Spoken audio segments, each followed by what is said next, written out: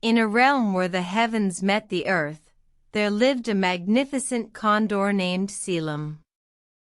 With wings that stretched from one mountain peak to another, Caelum was the ruler of the skies, a symbol of freedom and grace. One day, Caelum noticed a small, huddled creature on the ground, struggling to rise. It was a sparrow, its wings broken, unable to fly. Caelum felt a strange stirring within his heart, a feeling he had never experienced before. He approached the sparrow, his feathers ruffling gently as he landed next to it.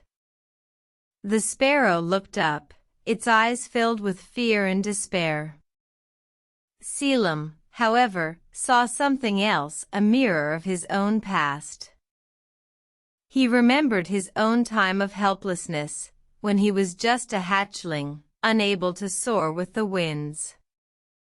He recalled the kindness of the eagle who had taken him under his wing, teaching him the secrets of flight.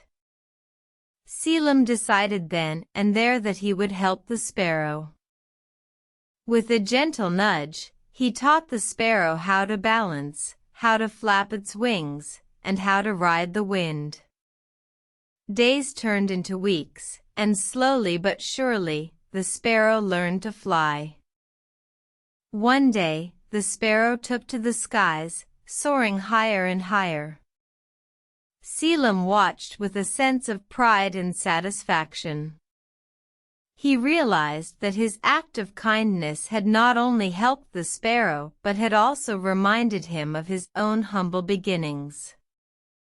From that day on, Caelum made it his mission to help all creatures in need, regardless of their size or stature.